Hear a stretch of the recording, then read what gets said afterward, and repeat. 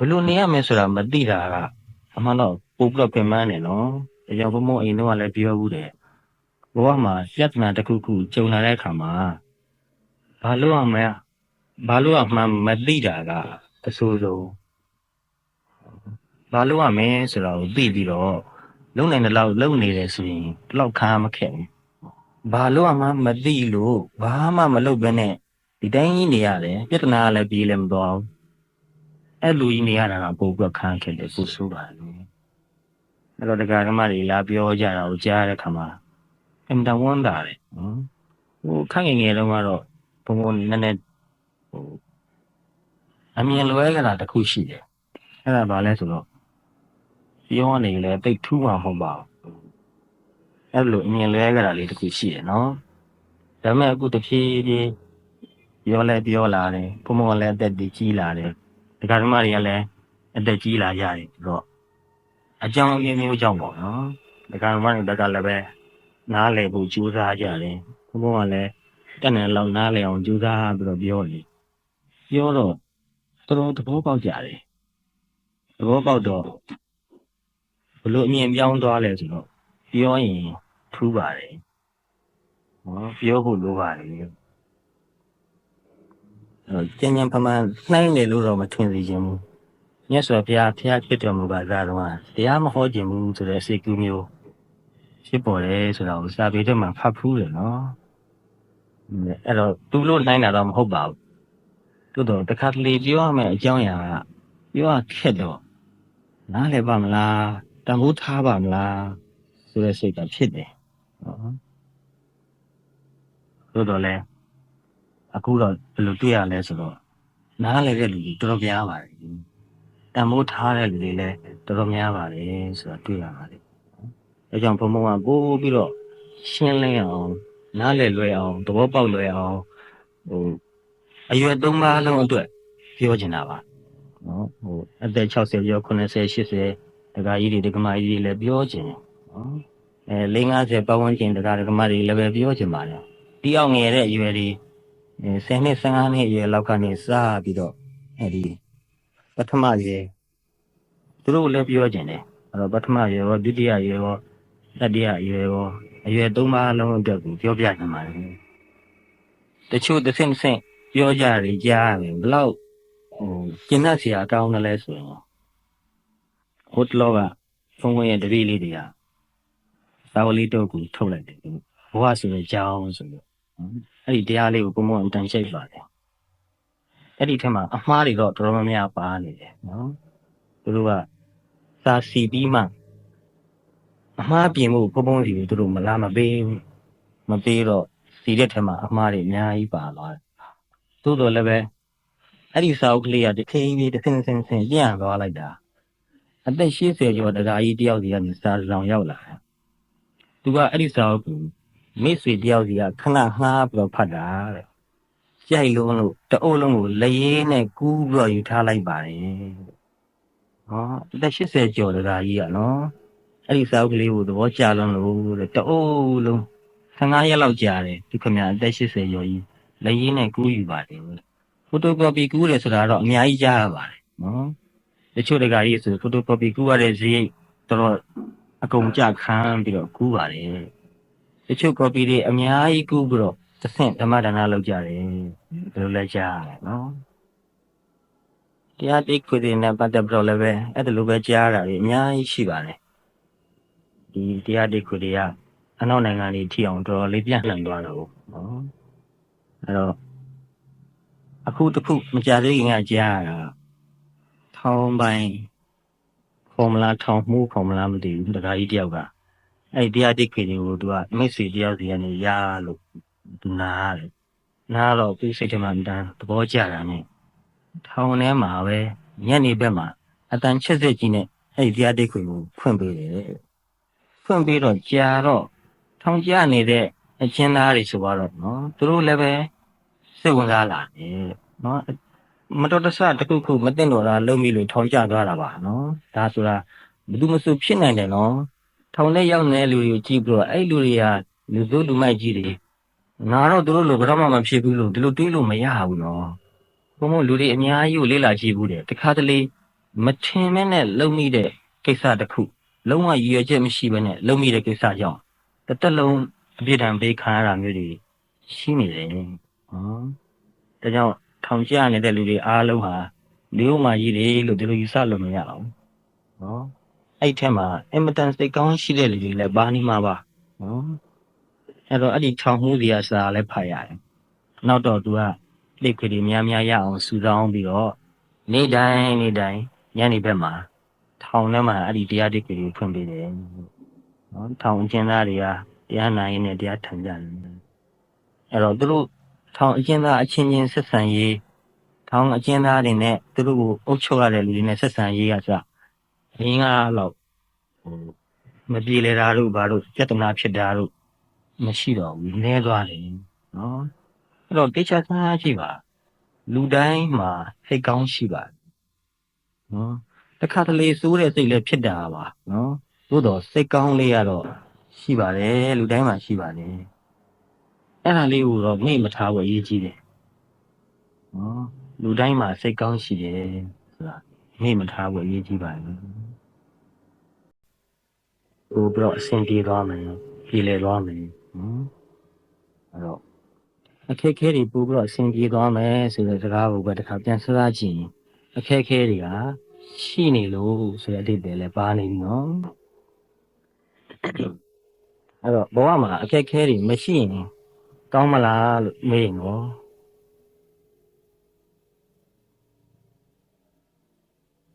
အမှတ်တမဲ့တွေးကြည့်ရင်တော့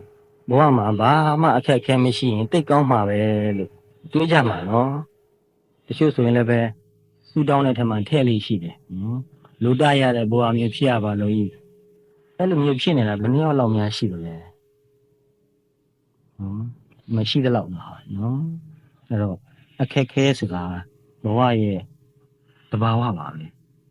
ရှိနေမှာပဲအဲ့တော့ဖုံးလဲခန့်ငယ်တော့အခက်ခဲတွေအမျိုးမျိုးရင်ဆိုင်ခဲ့ရတဲ့အခါမှာတခါတလေကိုမတက်နိုင်တော့တဲ့အဆင့်မျိုးအခါမျိုးရောက်ဖူးပါတယ်နော်အဲ့လိုခါမျိုးမှာတောင်းတမိတယ်အခက်ခဲမရှိတဲ့ဘဝမျိုးအဲ့လိုမျိုးနေရမယ်ဆိုရင်သိကောင်းပါပဲတိုးတော်လည်းပဲ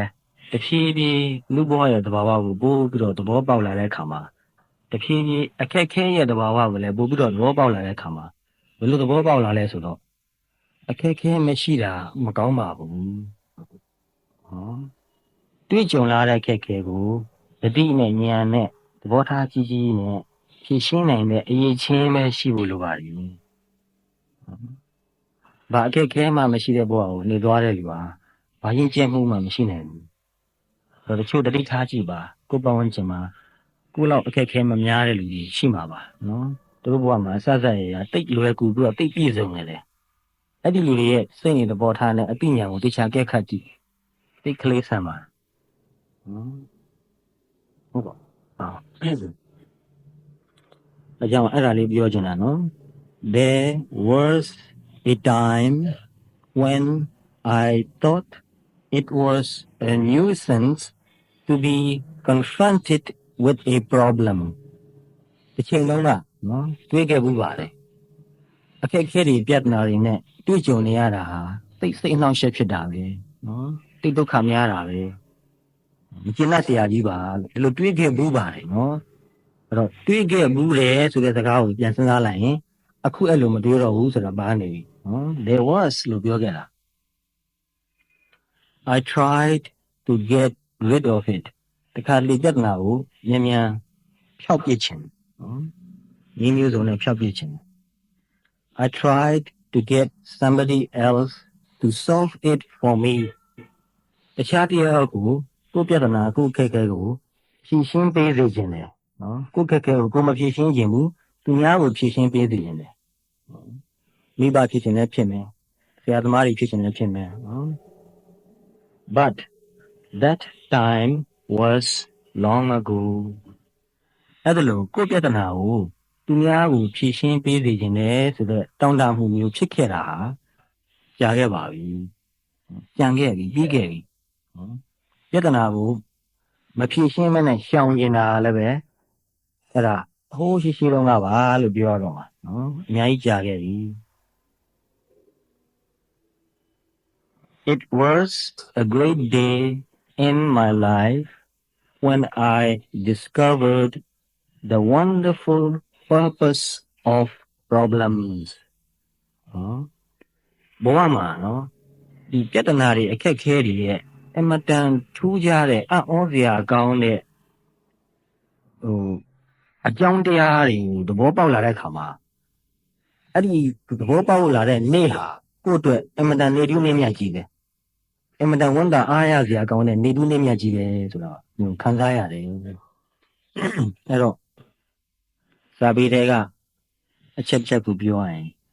ဖျားလောင်းတော်များဟာသိအစဉ်ပြေတဲ့နေရာမှာကြာကြာနေလို့မရှိဘူးရှားဘူးလားမသိနော်ကိုယ်ဒုက္ခပေးမဲ့လူရှိတဲ့နေရာကိုရှားကြံပြီးတော့သွားတာနော်သိအစဉ်ပြေလို့နေရင်ပါရမီဖြည့်လို့မရဘူးနော်ဘာမှလုပ်เสียမရှိတော့ဉာဏ်လည်းမထွက်တော့ဝိရိယလည်းမထွက်တော့သိခံရတယ်ဆိုတာလည်းမရှိတော့သဘောထားကြည့်ရတယ်ဆိုတာလည်းမရှိတော့နော်အဲ့တော့အဲ့ဒါလေးကိုလည်းဘုံဘုံကစာပေထဲမှာဖတ်ဖူးတဲ့အခါမှာတော်တော်သဘောကျပါသေချာစဉ်းစားပါလေနော်သို့တော့အခက်ခဲတွေများလွန်အားကြီးပြီးတော့မနိုင်မနှင်းဖြစ်သွားရင်လည်းမကောင်းပြန်ဘူးနော်တချို့ဒုက္ခတွေကိုမဖြေရှင်းနိုင်တော့လို့ယူသွားတာတော့ရှိတယ်နော်အဲ့ဒါလောက်ကြီးမားလွန်အားကြီးရင်လည်းမကောင်းပြန်ဘူးကိုယ်နိုင်တဲ့လောက်ဖြစ်ရတော့အခက်ခဲကရှိမှကောင်းရုန်းကန်နေရမှာကောင်းနော် Yes they have a wonderful purpose အခက်ခဲတွေမှာအမတန်အံ့ဩစရာကောင်းတဲ့အကြောင်းတရားရှိပါတယ် Some people wish for a life of no problems တချို့လူတွေကအခက်ခဲမရှိတဲ့ဘဝမျိုးကိုတောင်းတတယ်ဆုတောင်းရတယ်နော်အခက်ခဲမရှိတဲ့ဘဝမျိုးရပါလို့ဤနော်ဒီကမကြီးတယောက်တရားဝါနာပါတယ်နော်သူကလည်းဖုံဖုံနဲ့တွေ့တဲ့အခါသူဆုတောင်းလေးကိုပြောပြတယ်တပည့်တော်တော့ဆုတောင်းတယ်ဗျာတဲ့ဖြစ်လျာဘဝမှာလူစိုးတွေလူမိုက်တွေလူရမာတွေနဲ့မတွေ့ရပါလို့လို့ဆုတောင်းပါတယ်နော်ကောင်းပါတယ်ဒီဆုတောင်းလေးကမကောင်းဘူးလို့မဆိုလိုဘူးနော်ဒါပေမဲ့တကယ်လက်တွေ့မျက်မှောက်ဖြစ်နေတဲ့အခြေအနေကိုကြည့်ပါလူစိုးလူမိုက်လူရမာတွေနဲ့လုံးလုံးကြီးကင်းအောင်နေလို့ရသလားမရနိုင်ပါဘူးနော်တဘာဝကြတာကိုစဉ်းစားပါနော်အဲ့တော့ဘုံဘုံကဘယ်လိုပြန်ပြောလိုက်လဲဆိုတော့တက္ကမကြီးဆုတောင်းဟာပြည့်နိုင်မယ်ဆိုရင်တော့အင်တန်ကောင်းပါလေလို့ဒါပေမဲ့ပြည့်နိုင်ဖို့အလားလာတော့အလွန်နဲပါတယ်လို့မြတ်စွာဘုရားတောင်းမှအဲ့ဒီဆုတောင်းမပြည့်ခဲ့ပါဘူးပြန်စဉ်းစားကြည့်နော်မြတ်စွာဘုရားကိုအပြစ်တင်တဲ့လူတွေကဲ့ရဲ့တဲ့လူတွေဆွဆွဲတဲ့လူတွေအသက်အန္တရာယ်တောင်ဖြစ်အောင်လုပ်တဲ့လူတွေရှိခဲ့တာပဲနော်ဘုရားတော်မပြည့်တဲ့ဆုဘသူကတောင်းလို့ပြည့်သွားမှထင်တော့မပြည့်နိုင်နော်ဒါကြောင့်ဘုံဘုံကဘယ်လိုပြန်ပြောရလဲဆိုတော့တက္ကမကြီးဆုတောင်းလေးကိုပြည့်နိုင်မယ်ဆိုရင်တော့တော်တော်ကောင်းမယ်နော်အဲ့ဒီလူစိုးတွေလူမိုက်တွေသူပြောသလိုပဲလူယုံမာတွေနဲ့တွေ့ရတဲ့အခါမှာနော်သူတို့စိုးတယ်လို့မိုက်တယ်လို့ယုံမာကိုကလိုက်မလုံးပြီးဖို့ဒါတစ်ချက်ရေးကြည့်တယ်နော်အသေဝနာသဘာလနာဆိုတော့မှအဲ့ဒါပါတာဟုတ်နော်ဒါပေမဲ့ပိုရေးကြည့်တာကကိုယ့်အတွက်လည်းအန္တရာယ်မရှိအောင်သူနဲ့တွေ့ရတဲ့အခါမှာနေတတ်ထိုင်တတ်ဖို့သဘောထားကြီးဖို့ခွင့်လွှတ်နိုင်ဖို့အဲ့လိုဉာဏ်ပညာမျိုးရင့်ကျက်မှုမျိုးရပါလို့လို့တောင်းရင်တော့ပိုကောင်းမယ်ထင်တယ်ကိုပဲတာဝန်ယူမှရတာနော်သူတို့မရှိရင်ကောင်းမှာပဲလို့သူတို့မဖြစ်ဘူးသူတို့ကတော့ရှိနေမှာပဲသူတို့မရှိတဲ့နေရာသွားနေမယ်ဆိုတော့လေဘယ်နေရာမှာသွားနေရမှာလဲအဲ့ဒီနေရာမျိုးဘယ်မှာရှိတယ်လဲအဲ့တော့ကိုအတွင်းစိတ်ဓာတ်ကိုပဲပို့ပြီးတော့အသိဉာဏ်ကြီးအောင်ပို့ပြီးတော့ရင့်ကျက်အောင်လုပ်နေတဲ့သူဖြစ်ရပါလို့လို့တောင်းမယ်ဆိုရင်တော့ပိုကောင်းပါပဲနော် Yeah, some people wish for a life of no problems, but I would never wish such a life. ဒါပေမဲ့ဒီဘုံဘုံကတော့အဲ့လိုဘဝမျိုးကိုဘယ်တော့မှမတောင်းတပါဘူးနော်အခက်အခဲတွေကိုများရင်ဆိုင်ပြီးတော့ဉာဏ်ကြီးသဘောထားကြီးတတိကြီးနဲ့ဖြေရှင်းနိုင်တဲ့သူကြော်လွှားနိုင်တဲ့သူပဲဖြစ်ရပါလို့But I would never wish such a life for any of you. What I wish for is the great inner strength. Inner ဆိုတာအတွင်းမှာနော် strength ဆိုတာအင်အားဘာကိုတောင်းတခြင်းတလဲဆိုတော့ what I wish for is the great inner strength to solve your problems meaningfully and grow. နော်အဲ့ဒီကိုယ့်ဘဝမှာတွေ့ကြုံလာတဲ့အခက်အခဲတွေကိုစိတ်ဓာတ်အင်အားကြီးကြီးဉာဏ်အင်အားကြီးကြီးနဲ့ရင်ဆိုင်ပြီးတော့ကျော်လွှားဖို့နော်အဲ့ဒီမှာဒီပြဿနာကိုဖြေရှင်းတဲ့နေရာမှာ meaningfully ဖြစ်ဖို့လိုတယ်နော်အတိတ်ပဲရှိဖြေရှင်းလိုက်ဖို့ကိုယ်တူလည်းအဆင်ပြေဖို့မဟုတ်ဘူးအားလုံးအတွက်အဆင်ပြေသွားအောင်အဲ့ဒီပြဿနာကိုဖြေရှင်းပေးဖို့လိုတယ်နော်ပြီးတော့ grow ပြဿနာကိုဖြေရှင်းပြီးတိုင်းပို့ပြီးတော့အသိဉာဏ်ကြီးတဲ့လူသဘောထားကြီးတဲ့လူဖြစ်လာမယ်လူကြီးဖြစ်လာနော်ဒါကြောင့်ပြဿနာဟာလူတစ်ယောက်ကိုပို့ပြီးတော့လူကြီးဖြစ်အောင်စမ်းပေးတဲ့သမဘဝနဲ့တူပါတယ် Problems are learning and growing experiences နော်ပြဿနာတွေအခက်အခဲတွေဒုက္ခတွေဆိုတာဟာပညာရဖို့နဲ့အသိဉာဏ်ကြီးဖို့ရာအတွေ့အကြုံတွေပါပဲအဲ့ဒီအတွေ့အကြုံမျိုးမရှိရင်အဲ့ဒီပညာမရနိုင်ဘူးအဲ့ဒီအသိဉာဏ်စိတ်ဓာတ်မျိုးမရနိုင်ဘူးရင့်ကျက်မှုမရနိုင်ဘူး A life without problems would be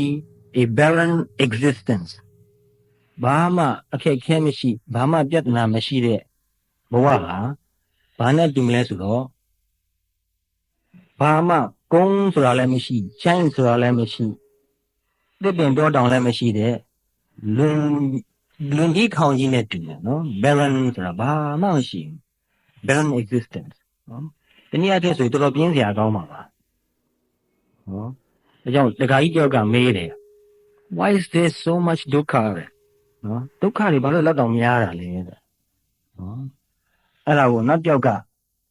ဘယ်လိုပြန်ဖြေလဲဆိုတော့အဲ့ဒီဖြေကဖုံဖုံဖြေမဟုတ်ဘူးနော်တခြားတယောက်ကဖြေတာအဲ့တခြားတယောက်ကဘယ်လိုပြန်ဖြေလဲဆိုတော့ to thicken the plot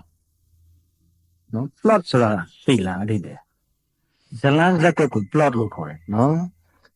ဇလန်းဇက်ကွက်ပို့ပြီးတော့စိတ်ဝင်စားစရာကောင်းအောင်ပါတဲ့အလှည့်အကွေ့လေးတွေများလာအောင်ဒုက္ခဆိုတာဖြစ်ပေးရတာလေဒါ तू ကတော့ तू ဖြေတတ်တယ်လို့ဖြေလိုက်တာနော်ဒါပေမဲ့ဒီထက်မှလည်းစဉ်းစားစရာပါပါတယ်ဘာမှအခက်ခဲမရှိတဲ့ဘဝဘာမှစိတ်ဝင်စားစရာမကောင်းနော် with a life without problems would be a barren existence without the opportunity for spiritual growth စိတ်ဓာတ်နဲ့အပညာရင့်ကျက်ဖို့မြင့်မြတ်ဖို့မှလည်းပဲအခက်ခဲမရှိတဲ့ဘဝဟာအဲ့ဒီအခွင့်အရေးမျိုးမရှိဘူး။ဒါကြောင့်အခက်ခဲတွေဒုက္ခတွေဆိုတာပို့ပြီးတော့စိတ်ဓာတ်ရင့်ကျက်လာဖို့ပို့ပြီးတော့စိတ်နေသဘောထားမြင့်မြတ်လာဖို့အတွက်အတွေ့အကြုံအခွင့်အရေးဖြစ်ပါတယ်။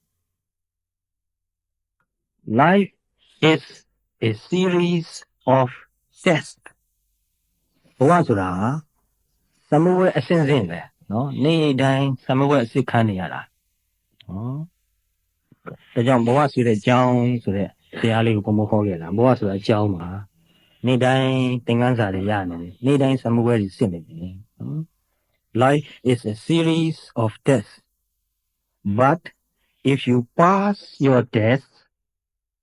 you look back upon them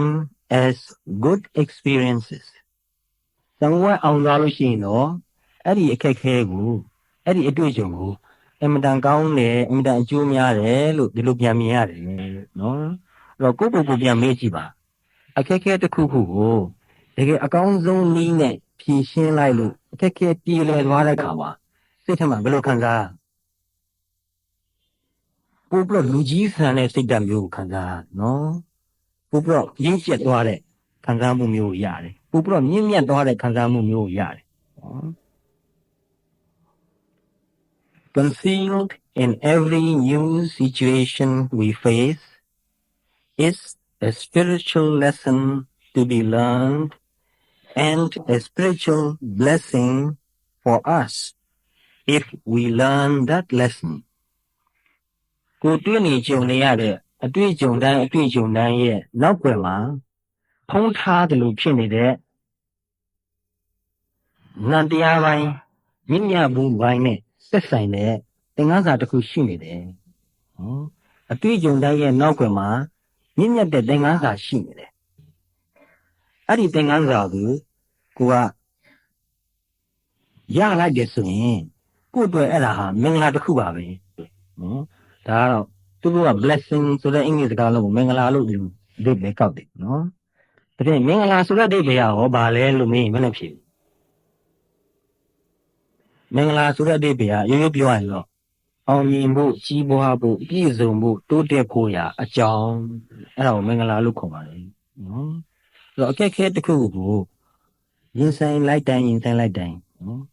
အတွေ့အကြုံတစ်ခုတည်းကမြင့်မြတ်တဲ့သင်ခန်းစာတစ်ခုကိုရလိုက်တိုင်းကိုယ့်အတွက်အဲ့ဒါတိုးတက်ဖို့ကြီးပွားဖို့ပြည့်စုံဖို့အောင်မြင်ဖို့ရာအတွက်အကြောင်းတစ်ခုတိုးလာပြီကိုကပို့ပြီးတော့အောင်မြင်တဲ့သူဖြစ်ပြီ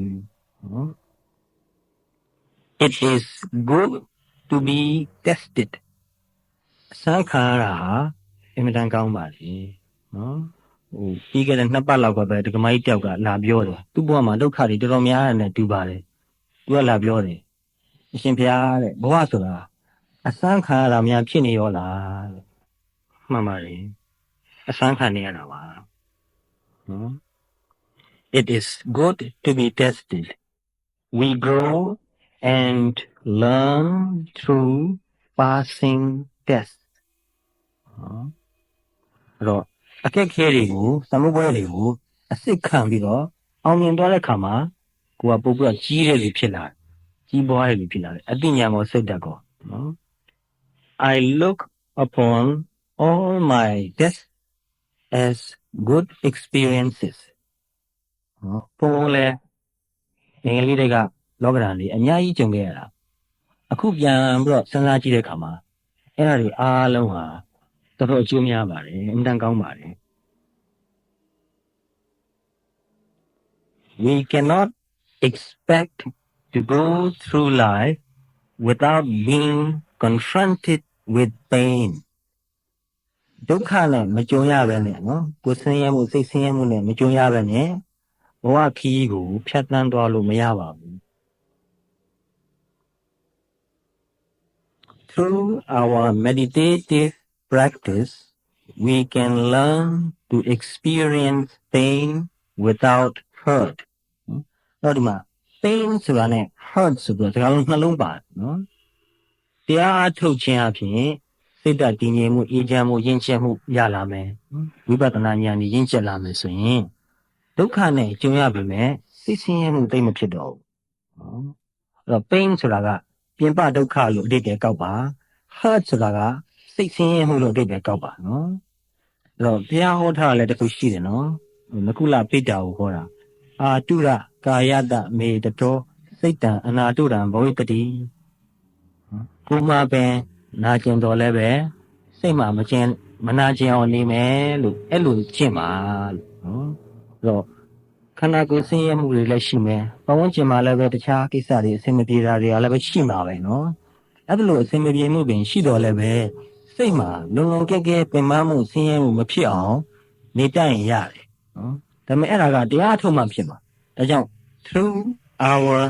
meditative practice လို့ပြောတာနော်တရားအထုတ်ခြင်းအဖြစ်နော်ဘဝမှာအခက်အခဲတွေဒုက္ခတွေကျွမ်းရတော့လည်းပဲစိတ်ဆင်းရဲမှုကြီးကြီးမားမားမဖြစ်ဘူးမဖြစ်အောင်နေလို့ရတယ် This is not too difficult အဲ့ဒါသိမခက်ပါဘူးအဲ့လိုပြောတော့တော်ဟုတ်ပါမလားလို့မေးလိုက်နော်တရားကိုတဘာဝကြကြနေ့စီဘဝထဲမှာရောက်နေအောင်အားထုတ်နိုင်မယ်ဆိုရင်သိမကြပါဘူးနေတတ်လာပါတယ်နော်အခုတပည့်တွေအများကြီးရှိတယ်တချို့ဆိုလည်း9 10 နှစ်လောက်ရှိပြီတရားထုတ်လာတာအခုတော်ကိုနေတတ်နေပြီနော်ဥပမာဆိုတော့တပည့်လေးတယောက်ဆိုပြီးခဲ့တဲ့လကသူပြောတယ်အလုပ်တရားသူအများကြီးလုပ်ပါတယ်အခုခေတ်ကတော်ကြိုးစားပါတယ်နော်ဇာဝနေတစ်ခုပြည်လည်ဖို့ဆိုတာတော်ကိုအလုပ်လုပ်ရပါတယ်အဲ့တော့အခက်အခဲတွေကကျင်ရတယ်ဆက်ဆံရေးတွေကလည်းတော်လေးအဆင်မပြေမှုတွေရှိတယ်ရှိတော့ဒီနေ့မနေ့ပိုင်းမှာသူနဲ့စိတ်ဆင်းရဲစရာကြုံလိုက်တယ်စိတ်ဆိုးမိတယ်ညနေဘက်ကျတော့ သူအဲ့ဒါကိုပြန်စဉ်းစားတော့မနဲ့ကငါစိတ်ဆိုးမိတယ်တယောက်ဒါပေမဲ့ဘသူ့ကိုလဲဘာကြောင့်လဲအဲ့ဒါသူမသိတော့မိတ်သွားတယ်အဲ့တော့သူကအေးဆေးထိုင်ပြီးတော့မနဲ့ကဖြစ်ခဲ့တဲ့ကိစ္စတွေကိုတစ်ခုချင်းပြန်စဉ်းစားတာ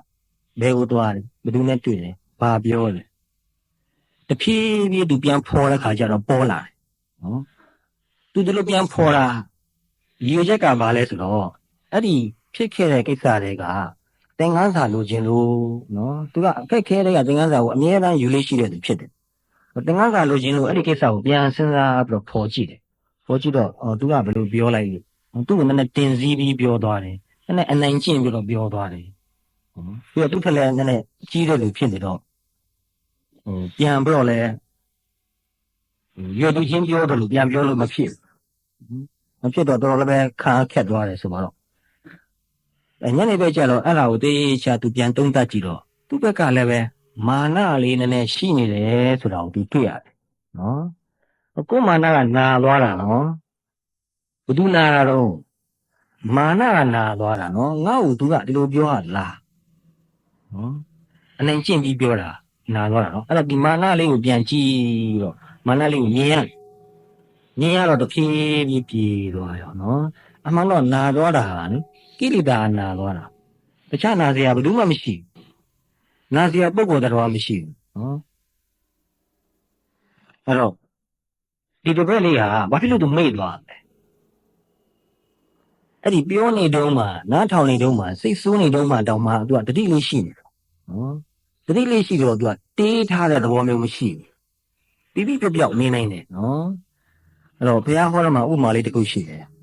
တချို့လူတွေရဲ့စိတ်ဟာကြောက်ပြားပေါ်မှာ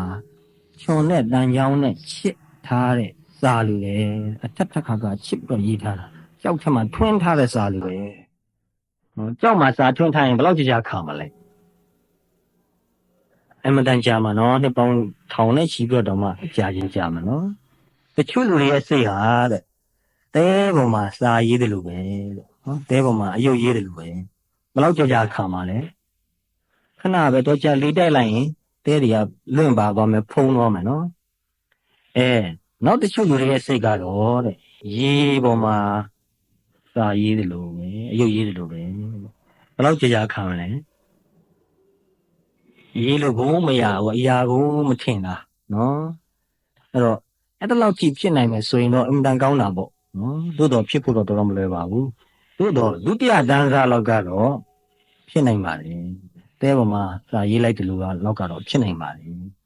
အဲ့တော့လောကဓာတ်တရားတစ်ခုနဲ့ကျုံတဲ့အခါနော်အခုတယောက်ကကိုယ်ကိုတင်စည်းပြီးပြောသွားတယ်အနိုင်ကျင့်ပြီးပြောသွားဆိုဒါလည်းလောကဓာတ်တရားတစ်ခုပဲနော်စိတ်ထဲမှာစိတ်ဆင်းရဲသွားတယ်အဲ့ဒီလိုစိတ်ဆိုးသွားတယ်မုန်းသွားတယ်အဲ့ဒီအချိန်မှာပါတတိရှိဖို့လိုတာနော်ဒီသင်္ကန်းစာတွေကဒီအတွေ့အကြုံတွေကလည်းပဲအသိဉာဏ်ကိုထုတ်ယူရမှာနော်အဲ့တော့အသိဉာဏ်ကိုထုတ်ယူတဲ့အခါမှာသူဘာမှားလဲဆိုတာကိုနောက်မှစဉ်းစားနော်ဒါလည်းသိဖို့လိုရနော်သူဘာမှားလဲဆိုတာသိဖို့လိုပါတယ်မလိုဘူးလို့မဆိုလိုဘူးနော်သို့တော့ပထမအရေးကြီးဆုံးကငါဘာမှားသွားတယ်လဲဆိုတာသိဖို့လိုပါတယ်ခုဘက်ကဘယ်လိုသဘောထားမျိုးရှိနေတယ်နော်ဘာကြောင့်ငါစိတ်ဆင်းရဲသွားတာအဲ့ဒီငါစိတ်ဆင်းရဲသွားတဲ့အကြောင်းရင်းဟာငါအတွင်းမှာရှိနေတယ်အဲ့ဒါကိုအရင်ဆုံးမြင်အောင်ကြည့်ရမယ်အဲ့ဒါကိုယ့်အတွက်တော့အကျိုးများဆုံးပဲနောက်မှသူ့ဘက်ကဘာမှားသွားလဲဆိုတာကြည့်ပါသူ့သဘောထားဘယ်လိုရှိတယ်လဲပြန်ကြည့်ပါသူ့လည်းပဲပုဂ္ဂိုလ်တရားအနေနဲ့လူတစ်ယောက်အနေနဲ့မှတ်ပြီးတော့မကြည့်ပဲနဲ့နာယုတ်အစုဝေးခန္ဓာ၅ပါးအစုဝေးဖြစ်နေကြည့်ပြီးတော့သူ့စိတ်ထဲမှာဘယ်လိုကိလေသာမျိုးဖြစ်နေလို့သူဒီစကားကိုပြောတာပဲအဲ့ဒီသူ့စိတ်ထဲဖြစ်တဲ့ကိလေသာကိုမြင်အောင်ကြည့်ပါနော်ကိုယ်စိတ်ထဲမှာဖြစ်တဲ့ကိလေသာကိုလည်းမြင်အောင်ကြည့်ရတယ်မာနကိုကြည့်ရတယ်နော်သူ့ဘက်ကလည်းပဲတင်စည်းခြင်းတဲ့သဘောအနိုင်ကျင့်ခြင်းတဲ့သဘောဖြစ်နေတဲ့ကိလေသာသဘောကိုမြင်အောင်ပြန်ကြည့်ရနော်ဒီကိလေသာကြောင့်ဒီစိတ်ကြောင့်သူဒီလိုပြောလိုက်တာနော်ပြီးတော့သူအဲ့လိုလုပ်လိုက်တော့သူ့မှာမထိခိုက်ဘူးလားထိခိုက်တယ်ကိုယ့်ဘက်ကသူ့ကိုနောက်တစ်ခါမှ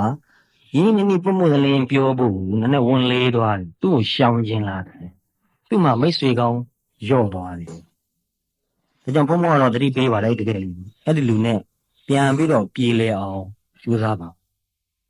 အချိန်တော့ကြာချင်းကြာမယ်နော် လူတယောက်နဲ့မပြေမလဲဖြစ်လိုက်တိုင်းကုလောကကြီးကနည်းနည်းကျင်းသွားတယ်နော်လူတယောက်ကိုကိုဘဝတွေကနေထုတ်ပယ်လိုက်တိုင်းကိုလောကကျင်းသွားတယ်အဲ့လိုထုတ်ပယ်ရတာတွေများလာလို့ရှိရင်ကိုဘဝကြာလေကျင်းနေဖြစ်သွားလိမ့်မယ်နော်အဲ့တော့တယောက်နဲ့တယောက်အစင်မပြေမှုဆိုတာဖြစ်ရိုးထုံးစံပါမိဘနဲ့သားသမီးတုံဖြစ်သေးတာပဲဒီစိမ့်နဲ့ဆိုတာပြောပွဲရမရှိတော့ဘူးအဲ့တော့အစင်မပြေမှုဖြစ်ခဲ့ပြီမဲ့လည်းပဲဒီထက်ကသင်္ကန်းစာကိုယူပြီးတော့သဘောထားကြီးနဲ့ပြန်ပြီးတော့ပြေလည်အောင်ဆက်ဆံပါနော် This is not too difficult and when we have learned to experience pain without hurt we have gained something in the art of living အဲ့ဒါလို့လောကဓာတ်တရားနဲ့ကျွမ်းရတဲ့ခါမှာစိတ်ဆင်းရဲမှုကြီးကြီးမားမားမဖြစ်အောင်နေတတ်သွားပြီဆိုရင်ဘဝမှာနေနည်းအတတ်ပညာကိုနည်းနည်းတော့တတ်သွားပြီနော် The art of living ဘဝမှာနေနည်းအတတ်ပညာ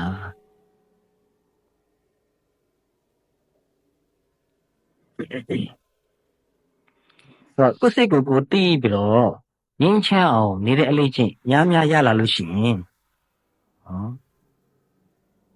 ခက်ကိစ္စတွေလုပ်နေရတဲ့အခါမှာလည်းပဲစိတ်ကိုအထိုက်လျောက်တော့ငြင်းချမ်းအောင်ထားလို့ရတယ်နော် We are at ease when we are doing easy things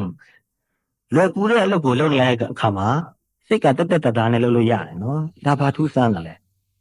မထူးဆန်းဘူးနော်ဒီလူကတဲတော်လိုက်တာလွယ်တဲ့အလုပ်ကလေးကိုသူလွယ်ကူစိတ်တက်တာနဲ့လုပ်သွားတယ်လို့ပြောစရာအကြောင်းမရှိဘူးနော် But we are also at ease when we are doing difficult things အဲ့လိုခက်ခဲတဲ့အခြေအနေတွေနဲ့ကျွမ်းတဲ့ခါမှာစိတ်ကိုအေးချမ်းချမ်းလေးထားပြီးတော့တက်တာလေးနဲ့စိတ်ထဲမှာပင်ပန်းမှုဆင်းရဲမှုမဖြစ်အောင်နေပြီးတော့လှုပ်သွားနိုင်ရင်ပိုကောင်းပါတယ်နော် And because we are at ease we do them so much the better ကိုယ်စိတ်ထဲမှာတတိရှိနေမယ်နည်းနည်းတည်ငြိမ်မှုအေးချမ်းမှုရှိနေမယ်ဆိုရင်အဲ့ဒီခက်ခဲတဲ့အလုပ်ကိုလုပ်တဲ့ခါမှာပို့ပြီးတော့ကောင်းမွန်လုပ်နိုင်တယ်ကိုယ်စိတ်ထဲမှာငိုတွေကဒေါသကြီးနေမယ်ဆိုရင်နောက်တစ်ယောက်ဒေါသကြီးတဲ့လူနဲ့တွေ့တဲ့ခါမှာဘယ်နဲ့နေဒေါသကြီးတဲ့လူနှစ်ယောက်ပေါင်းမိပြီနော်ပောက်ကွဲမှုအကြီးကျယ်ဖြစ်တော့မှာကိုကအေးစစ်စိတ်ကိုထားပြီးတော့ပြောနေဆိုနေလုပ်နိုင်မယ်ဆိုရင်အဲ့လောက်ဒုက္ခမကြီးဘူးအဲ့လောက်ပြဿနာမကြီးဘူးနော်ဟိုတလောကတပည့်လေးတယောက်ကလာပြောတယ်သူကကားမောင်းသွားရင်းနဲ့မြို့ရဲရောက်တဲ့ခါမှာလမ်းတနေရာမှာကိုယ်လိုက်တော့နောက်ကားတစ်စီးနဲ့တိုက်မယ်လို့ဖြစ်တယ်သူကပဲနည်းနည်းမှားသွားတယ်နော်ဒါပေမဲ့ဒီတပည့်လေးကမနေ့ကလေးကအိမ်မှာတရားထိုင်ခဲ့တာစိတ်ကကြည်လင်အေးချမ်းပြီးတော့ငြိမ်းချမ်းပြီးတော့နေခဲ့ဘူးလားနော်အဲ့ဒီငြိမ်းချမ်းတဲ့စိတ်ကလေးကိုသူကအလုပ်ကိုသွားတဲ့အချိန်ဖြစ်အောင်နည်းနည်းလေးထိန်းပြီးတော့ယူသွားတယ်နော်တတိကလေးကားပြီးတော့ကားမောင်းသွားတယ်မတော်တဆကားတွေအင်တန်ရှုပ်တဲ့လမ်းဆိုတော့ဒီလိုကဖြစ်တတ်တာပဲနော်ဖြစ်လိုက်တော့ဟိုတစ်ဖက်ကကားမောင်းတဲ့လူကဒေါသကြီးနဲ့ကားကိုဖွင့်ပြီးတော့ဆင်းလာပြီးတော့အဲ့ဒီတစ်ဖက်လေးကိုဆဲတယ်ကောင်းကောင်းတော်တော်ကိုနင်းတီစကားလုံးကြီးနဲ့ဆဲတယ်ဆဲတော့အဲ့ဒီတစ်ဖက်ကသူကမနက်ကတရားထိုင်ပြီးတော့လာနော်စိတ်ကအေးချမ်းနေတယ်ကားမောင်းနေတော့မှလည်းပဲသူစိတ်ကလေးကအေးပဲဟိုတစ်ဖက်ကလူကကားကိုရပ်လိုက်ပြီးတော့ဒေါသကြီးနဲ့ဆင်းလာတာလည်းသူမြင်တာပဲအဲ့ဒီတုန်းကလည်းပဲသူစိတ်ကိုသူအေးပဲထားအဲ့ဒီလူကဆဲတော့တာကိုသူကနားထောင်နေတော့မှလည်းပဲတတိလေးနဲ့နားထောင်နေတယ်နော်ဒီတစ်ဖက်ကလူကဆင်းနေကြာတော့ဘာဖြစ်မလဲရက်သွားတာပဲသူဘယ်လောက်ကြာဆင်းမှာလဲနော်ဆဲလို့ပြီးတော့ခုလူကကားပေါ်တက်ပြီးတော့မောင်းထွက်သွားတယ်မောင်းထွက်သွားတော့သူ့ဘိုးမှာပါတယ်သူ့တငယ်ချင်းကသူ့ကိုပြောတယ်ဟိုကောင်ကမင်းဒီလောက်ကြီးဆင်းနေတာမင်းဘာမှပြန်မပြောဘူးလားအဲ့တော့သူကငါလည်းနည်းနည်းတော့မှားသွားတာပါအဝင်မှားသွားတယ်နော်အဲ့တော့ဒါပေမဲ့သူဆဲတာကြီးကတော့တော်တော်လုံးသားပါတယ်ဒါပေမဲ့သူ့ကငါပြန်ဆဲနေလို့ဘာထူးမှလဲနော်အဲ့တော့ဘာမှမပြောဘူး AC ပဲမောင်းပြရုံးကိုသွားလိုက်တယ်နော်ဒီတစ်ခါလေးကအသက်ငယ်ငယ်လေးစိတ်ကအမှန်တန်ချက်တယ်အလုပ်ကြီးလုပ်တယ်အလုပ်ကပင်ပန်းပါတယ်နော်အလုပ်ပင်ပန်းတော့သူ့စိတ်ကိုတော်တော်ထိန်းရတယ်ပင်ပန်းရင်စိတ်တူတတ်တာဟုတ်တရားအထုတ်လာတဲ့အလေးချင်းတွေနဲ့များလာတဲ့ခါကျတော့သူကအဲ့ဒီငင်းချမ်းတဲ့စိတ်ကလေးကိုတွားလျာပါအောင်သူလေ့ကျင့်တယ်လေ့ကျင့်တော့နှစ်ကြာလာတဲ့ခါကျတော့ရလာပါတယ် ရက်နှစ်နဲ့တော့မရဘူးနော်နှစ်ကြာလာရင်ရလာတယ်ရလာတော့သူပြောတယ်အရင်စိတ်မျိုးနေတာဆိုရင်တဲ့သူဆဲကြမှာဒါတွေမကောက်ဘူးရိုက်ချင်ရိုက်ကြလိမ့်မယ်အမှုတွေဘာတွေဖြစ်ချင်လဲဖြစ်သွားလိမ့်မယ်အခုတော့ကိုယ်စိတ်ကလေးကိုတီးပြီးတော့အေးပဲနေလိုက်တယ်ပြီးပြောက်ပဲနော်ဟိုလဲပေါ်မှာရေးတဲ့စာလောက်တော့ဖြစ်တော့မှာနော်ရေပေါ်မှာရေးတဲ့စာလို့ဖြစ်ရင်တော့အကောင်းဆုံးပေါ့နော်အဲ့တော့ဒီအကြောင်းအရာနဲ့ပတ်သက်ပြီးတော့ဘုံဘုံကဘုရားဟောတဲ့အကြောင်းအရာလေးနောက်တစ်ခုသွားတတိရတယ်ဘုရားလက်ထက်ကဘုရားဝလာပြီးတော့ဆဲတဲ့ပုံနာကြီးတယောက်ဆိုကြားဘူးလေနော်ဒီအကြောင်းအရာကိုသိတဲ့လူတွေများပါတယ်ပုံနာကြီးတယောက်ကဘုရားဝလာပြီးတော့ဆဲတော့တာပဲအကြာကြီးဆဲနေတယ်မြတ်စွာဘုရားဘာမှပြန်မပြောကြားတော့ပုံနာကြီးကလည်းသူ့ဟာသူရပ်သွားတာပဲရပ်သွားပြီးတော့သူကဘုရားကိုမေးတယ်သူတော့ကြီးဆဲနေတာဘာဖြစ်လို့ဘာမှပြန်မပြောတာလဲအဲ့တော့ဘုရားတင့်ကိုဥပမာလေးနဲ့ပြောမယ်တဲ့တင်ကလက်ဆောင်ပစ္စည်းတစ်ခုပေးခြင်းလို့ယူလာတယ်ယူလာတော့ရော့ဒီပစ္စည်းလေးကိုယူပါလို့ပေးတယ်တဲ့ပြီးတဲ့အခါမှာမယူခြင်းပါဘူးငင်းလိုက်လို့ရှိရင်အဲ့ဒီပစ္စည်းကဘယ်သူလက်ထက်မှာနေမလဲတဲ့ပြီးတဲ့လက်ထက်မှာပဲနေမှာနော်တိကျပြန်စကားနော်အဲ့တော့ပုံသားကြီးကဘုရားကိုဆဲတယ်ဘုရားကဘာမှပြန်မပြောဘူးနော်ပုံသားကြီးကဘာလို့ပြန်မပြောတာလဲလို့မေးတော့နော်ဥပမာအနေနဲ့ပြောရင်တင်ကလက်ဆောင်တစ်ခုယူလာပြီးတော့ပေးတယ်ပေးတာကိုမြူခြင်းမဘူးလို့ပြောလို့ရှိရင်အဲ့ဒီလက်ဆောင်ပစ္စည်းဟာဘယ်သူလက်ထက်မှာနေမလဲလို့ဆိုတော့ပုံသားကြီးကသူ့လက်ထက်မှာပဲနေမှာပေါ့တဲ့အဲ့လိုပဲတဲ့တင်ဆဲတာတော့ဘုရားမယူဘူးတဲ့ဒီစကားလေးကိုဒီအကြောင်းအရာလေးကိုဘုံဘုံစာပေထဲမှာဖတ်ရတော့ရုပ်တရက်အဓိပ္ပာယ်မပေါက်နောက်တဖြည်းဖြည်းအဓိပ္ပာယ်ပေါက်လာတော့အင်မတန်အံ့ဩသွားတယ်အံ့ဩတော့ဘုရားကလည်းပို့ပြီးတော့ကြီးညိုလာပြီးတော့ဒါဟာအင်မတန်မှတ်သားထိုက်တယ်ကိုယ်တိုင်လည်းပဲကိုယ်ဘဝထဲမှာရနိုင်တဲ့လောက်ကျင့်သုံးဖို့လိုတယ်ဆိုတာကိုသဘောပေါက်လာတယ်နော်တခါတလေတော့ငယ်ငယ်တော့ဘုံဘုံလည်းဒေါသတန်ကြီးပါတယ်နော်သူတိမ်လည်းသိပါစေကိုတိမ်လည်းသိပါစေတော့လို့တော့မှတခါလေတွေးဘူးပါတယ်နော်တို့တော့အဲ့လောက်ထိတော့မဖြစ်ခဲ့လို့တော်ကံကောင်းသွားလာပဲအဲ့ဒီဘုရားဟောတာလေးတွေဒီလိုတစ်ခုခုကြားမှတ်ရတဲ့အခါမှာဘုံဘုံရဲ့စိတ်ကအဲ့ဒါကိုစွတ်စွတ်မြဲမှတ်ထားလိုက်တာပြီးရင်အဲ့ဒါကိုတတ်နိုင်တော့ကြိုးစားပြီးကျင့်လို့လားနော်အဲ့တော့ကိုကယူလိုက်လို့ကိုခံရတာနော်အဲ့တော့ကိုဘဝမှာစိတ်ဆင်းရဲမှုတစ်ခုခုကြုံလာတဲ့အခါမှာကိုယ့်ဘက်ကပူးပေါင်းဆောင်ရွက်မှုပါနေတယ်ဆိုတာကိုသဘောပေါက်ဖို့လိုတယ်နော်လူတယောက်ရဲ့ဘဝမှာအခက်အခဲတွေဒုက္ခတွေထပ်ခါတလဲလဲကြုံရပြီဆိုရင်အဲ့ဒီလူဟာသူ့အတူစဉ်းစားဖို့ကောင်းပြီနော်ဘာစဉ်းစားဖို့ကောင်းလဲဆိုတော့ငါမှဒုက္ခတွေဒီလောက်များအောင်ငါကိုယ်တိုင်က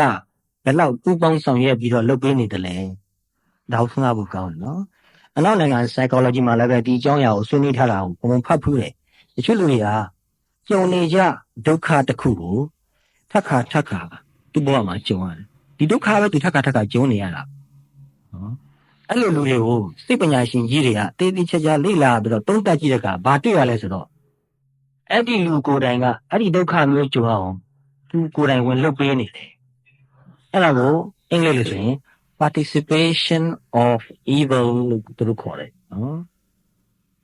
ဒုက္ခဖြစ်လာဖို့ကိုယ်တိုင်ကပူပေါင်းဆောင်ရွက်နေတယ်ဒီစကားကိုလည်းလေးနဲ့စဉ်းစားဖို့ကောင်းတယ်နော်တဘောပေါက်သွားရင်တော့အနံကောင်းပါတယ်ဒါကြောင့်ဘုံဘုံရင်တော့လည်းပြောဦးတယ်ကိုယ့်ဘဝမှာစိတ်ဆင်းရဲမှုကိုယ်ဆင်းရဲမှုအမျိုးမျိုးဖြစ်ဖို့အစင်မပြေဖြစ်ဖို့